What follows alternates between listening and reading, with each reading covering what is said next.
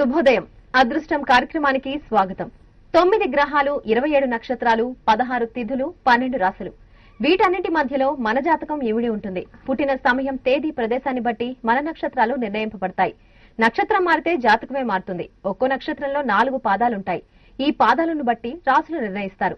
ఇలా ఒకదానికొకటి సంబంధం ఉంటుంది. మీ పుట్టిన తేదీ, సమయాన్ని బట్టి మీ జాతకం ఉంటుంది. నిత్యం మనకు జరిగే మంచి చెడు అన్ని కూడా గ్రహాలిచ్చే ఫలితాలే. ప్రస్తుతం మీ జాతకం ఎలా ఉందో, మీకు అనుకూలమేంటి, ప్రతికూలమేంటి, మీరు ఎదుర్కొంటున్న సమస్యలను దూరం చేసుకోవడం ఎలా, అన్నింటి అభివృద్ధి కోసం ఏం చేయాలి అన్న వాటికి చక్కని పరిష్కారం చూపించేందుకు భవిష్యాచార్య డాక్టర్ నరసింహాచార్య గారు మనతో పాటు స్టూడియోలో ఉన్నారు. నమస్కారం గురువు గారు. ముఖ్యంగా ఇవాళ రోజు శుభాశుభ సమయాల గురించి చెప్పండి. శ్రీ గురుభ్యో నమః. శ్రీ రాజమాత్రే నమః. G24 గంటల ప్రేక్షకులకు అదృష్ట శుభోదయం. స్వస్తి శ్రీ చాంద్రమానేన ప్రభవాది శ్రీ విజయనామ సంవత్సరం వైశాఖ మాసం ఉత్తరాయణం వసంత ఋతువు. ఈరోజు మే 31వ తేదీ శుక్రవారం.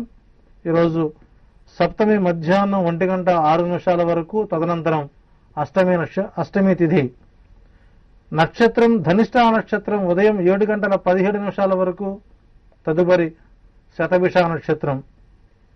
వర్జం మధ్యాహ్నం 2:22 నుండి 3:56 వరకు. అట్లాగే రావుకాలం ఉదయం 10:20 నుంచి 12 వరకు.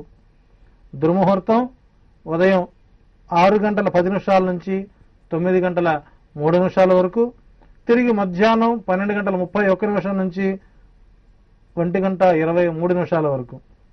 ఇక అదృష్ట సమయం ఉదయం 6:10 నుంచి 7:12 వరకు.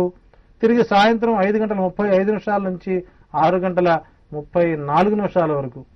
ఈ అదృష్ట సమయంలో నిత్య దైనందిక జీవితంలో భాగంగా దీపారాధన, దైవారాధన, దైవ ప్రార్థనతో మీ నిత్య కార్యక్రమాలు ఆరంభించండి. ఈ రోజు అందరికీ కూడా ప్రశాంత వాతావరణం కలగాలని అదృష్టం భావిస్తోంది. ఓకే, ఇవాళ రోజు విశిష్టత గురించి చెప్పండి. ఈరోజు శుక్రవారం, సౌభాగ్యవతులకు అత్యంత యోగ్యమైన కాలం. విశేషించి ఈరోజు విశేషమైనటువంటి శుభకార్య ముహూర్తం ఉండడం చేత ప్రతి ఒక్కరు కూడాను శుభ ప్రవృత్తి కలిగి మానసికోల్లాసంతో ఆనందకరమైనటువంటి జీవితాన్ని గడపడానికి ఈరోజు అనుకూల వాతావరణం అని చెప్పవచ్చు. క్రయ విక్రయాలకు అనుకూలం. వర్తక, వాణిజ్య, వ్యవసాయ రంగ వ్యాపారులకు ఈరోజు